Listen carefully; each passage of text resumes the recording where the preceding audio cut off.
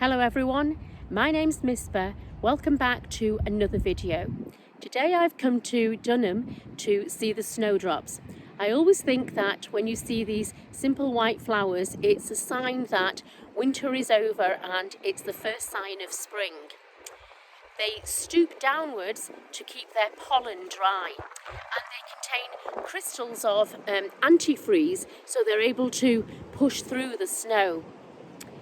I read a German legend that said that at the beginning of time, snow asked the flowers if it could borrow their colours, and the flowers all said no because snow was so cold and harsh, and only the simple snowdrops agreed, and that's why snow is the colour white, and snowdrops are the only flowers that can actually push through the snow.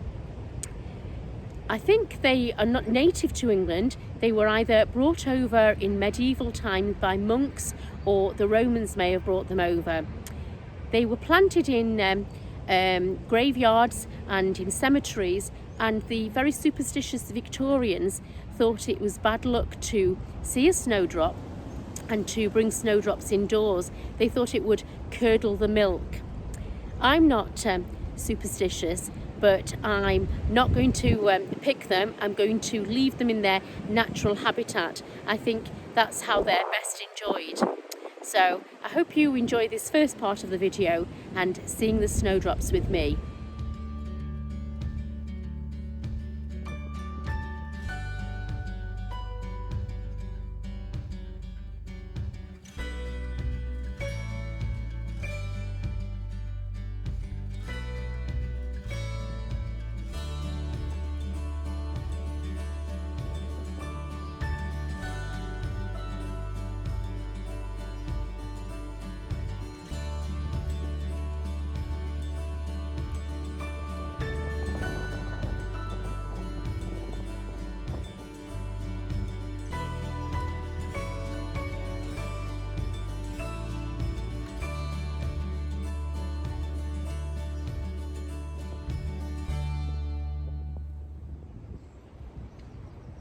So I came a week ago and there was nothing. They were just, you could just see a little bit of green pushing through the snow. And today it's a carpet of these white snowdrops. It's beautiful. And I'm really lucky because it's such a cold day that it's quiet, and I've just got the grounds to myself virtually, and I can walk about and take my video.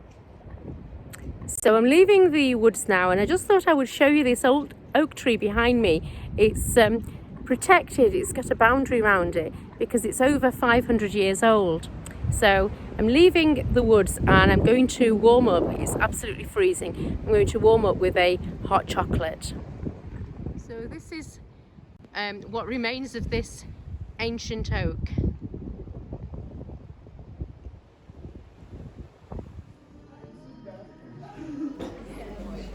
So I've come into the cafe now and I'm having a cheese and onion pasty and a hot chocolate to warm myself up.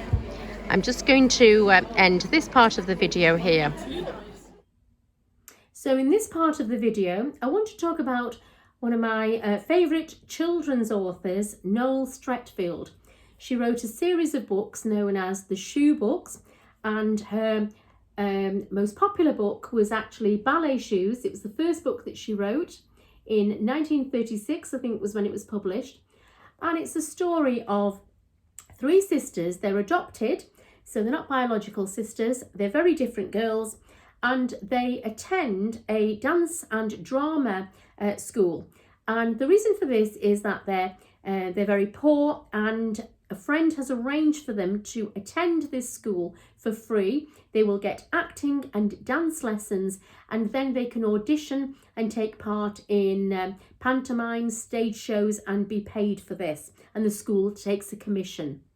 So you follow the activities of the three girls. Now, Noel Streatfield herself, it was her childhood ambition to be an actor, and she was on stage herself before she became an author. So there's a real sense of authenticity in the writing, And she also captures what it's like to be a child and to see the world through a child's eyes. And she writes about the fear of the audition, the stress of the production, what it's like to be backstage. The girls are different.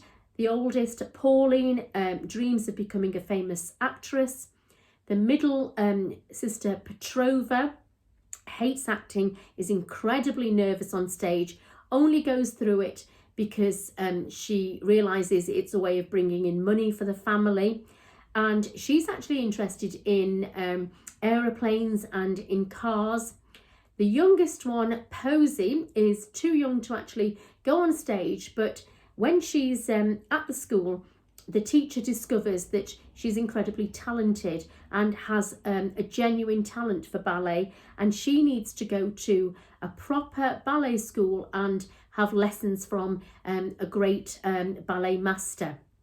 So it's a wonderful read. Every time I read it, I have a different favourite sister. I really love the book and I recommend it. Noel Streatfield's another book by her, which was actually her own personal favourite, is Tennis Shoes. This was written in 1937 and it's a great family story. It's about the Heath family. Dr. Heath is the father, and in his youth he was very good at tennis, and he's ambitious for his children to play tennis and to win tournaments. The two eldest, Jim and Susan, go to boarding school, so you get a real feel of what it's like to be at boarding school and the sporting activities with them. There's the middle daughter, Nikki, and she's quite lazy. She doesn't want to appear to be trying too hard. She'd rather fool around and mess about than to actually knuckle down and practice. And then there's the youngest, the baby in the family, David. So it's a story about family life and school life, but I think what I love about it is the ambition. First, the father is ambitious for his children, so it's the father's ambition. The children then become good at tennis, and so then they are ambitious for themselves. They want to do well. And then a tennis coach finds that Nikki, when she actually concentrates, she has genuine talent. And when the family are told this, they decide that they're going to all concentrate and put all the money and their effort into her training. So it's then the brother and sister's ambition for their younger sister. They practice with her, they improve her concentration by playing games, and you learn that tennis is not just a physical game, but it's actually like a game of chess. You need to read your opponent and you need to be mentally strong. So it's a really good read from that point of view. My favourite book myself when I was a child is this one, White Boots. It's sometimes called Skating Shoes. This was written in the 50s and it's a story of friendship. There are two girls. The first is Harriet. She's from a very poor but warm, loving family, and at the start of the book she's been ill, so the family doctor arranges for her to have skating lessons for free. She has to pay for the hire of the boots, and her brother takes a paper round so he can pay for the boots there. So it's a really warm, caring family. At the ice rink, she makes friends with a very rich, a little bit spoilt girl called Lala. Lala is an orphan brought up by her aunt, and her aunt is very ambitious for Lala to become a world champion skater. She has lessons, she has skating practice, and she has quite a hard life. When I read this as a child, I thought Lala was quite spoiled, and there's parts of the book where she's quite mean to Harriet, and I really disliked her character. Reading it now as an adult, I think what comes through is how much pressure a young girl is under.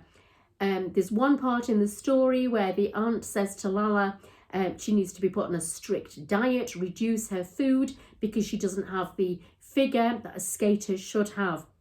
So it's quite interesting reading it again as an adult. As Harriet improves in her skating, Lala becomes jealous that Harriet's going to do better than her, is quite mean to Harriet.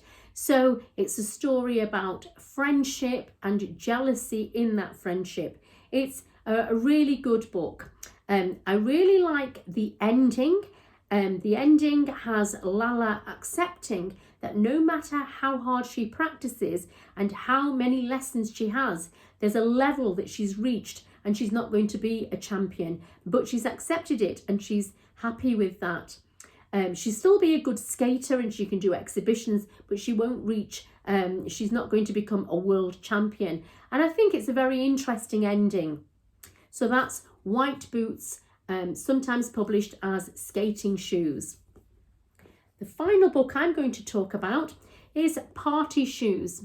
So this book is set just after the Second World War. So in fact, there's references in there to VE Day celebrations. And it's a story about a young girl called Selina who lives with her cousins in a country house in an English village.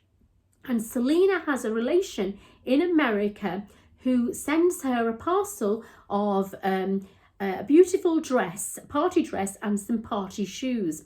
But in the book, we find out that there's still lots of rationing, there's no petrol, people can't go anywhere, and so nobody is having any parties. So she's worried that she won't get an opportunity to wear this dress. She'll grow too old for it, and she'll outgrow the dress. And her cousins say that they're going to, each of them, write a short piece for a play, and they're going to perform this play. She will be the narrator, and that will be an opportunity for her to wear her party dress and party shoes. And they then go around the village trying to get other people interested. And the story is simply about the village and how this idea of this play, it becomes a pageant in the end, grows and grows. So you get the women in the village. I think they find some material that was used as blackout curtains and they're making costumes from that.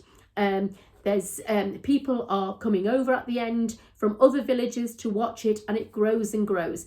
If you want a story that shows you what it was like to live in an English village just after the war, then it's a really charming read. So those are the 4 books. Noel Streatfield wrote many children's books, and they're wonderful. She's a wonderful writer, but those are just 4 that I've shared with you. Thank you for watching this video. See you next time.